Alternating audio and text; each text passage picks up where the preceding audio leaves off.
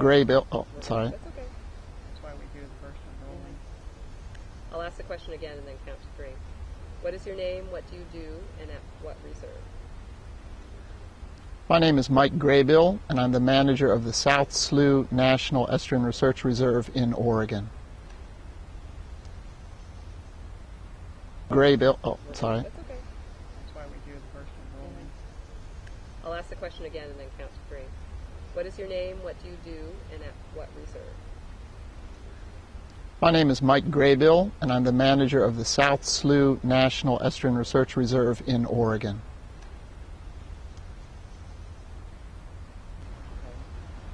I'll ask the question again and count to 3. What has your professional experience been with collaborative approaches? My experience with collaborative approaches has been largely in watershed management.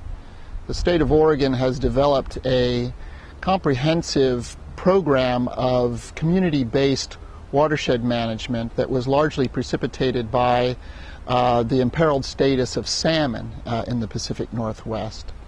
I helped to form a watershed association, one of the earliest ones, that was a collaboration of land-holding interests throughout the 600 square mile area of the Coos watershed, which is the primary watershed of the reserve that I manage.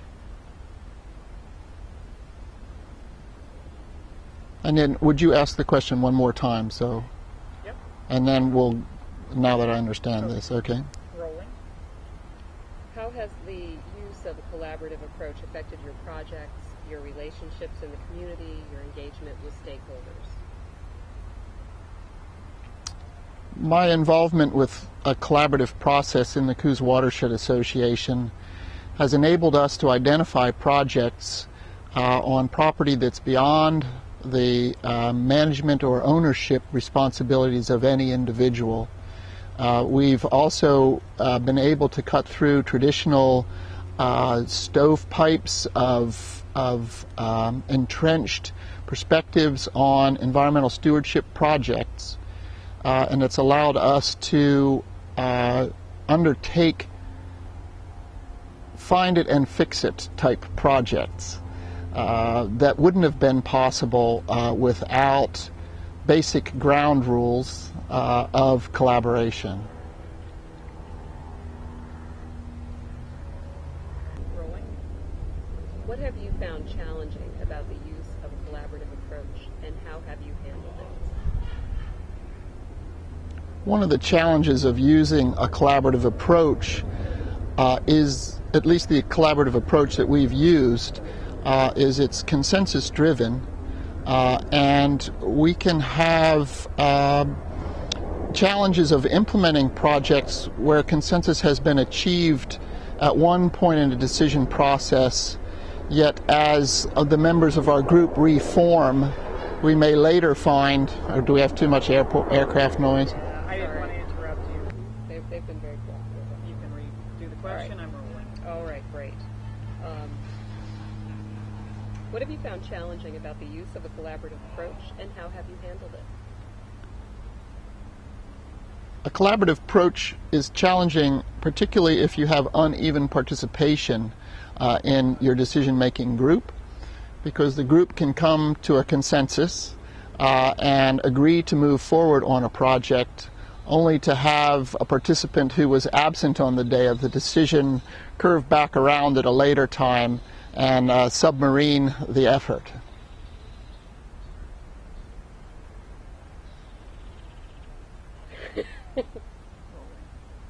And if you could tell us how you would handle such a situation.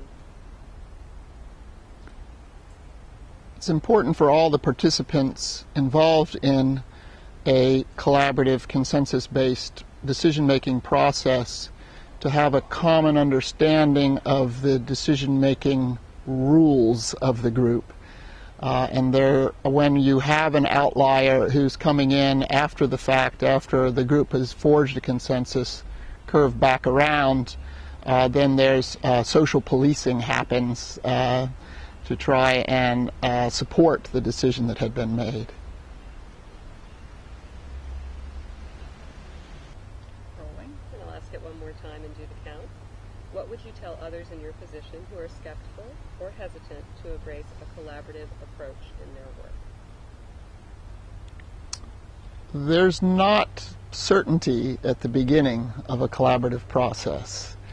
And if you are approaching a challenge or a problem with a specific endpoint in mind, a collaborative process may make you feel very insecure, because a collaborative process doesn't put anyone in charge of a decision outcome.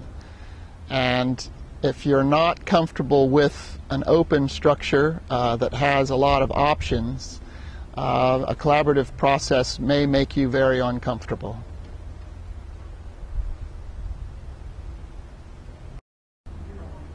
And I'll ask you to come up with a solution for that particular challenge on the count of 3. I've found that the best way for me to deal with the uncertainty that a collaborative process poses is to make sure that there's some measure of comfort and some measure of relationship established with the people in your partnership. I don't think this is necessarily something that would work well for total strangers. There has to be at least an established network of understanding, of familiarity with individuals, not all of them, but some of the individuals in the group, so that there's a pre-established working relationship or a measure of trust. I'll ask the question again, and then I'll count. Why is the NEARS, or why are reserves, positioned to lead or contribute to collaborative projects and programs? The statutory charge of the NERS really optimizes its role or its position to undertake collaborative efforts. We have the three-legged stool of research, stewardship, and education that are inherent in the design of our program, which is very different than other protected areas or managed areas. So our program really lends itself to be a platform for collaboration, or at least a catalyst for collaborative projects.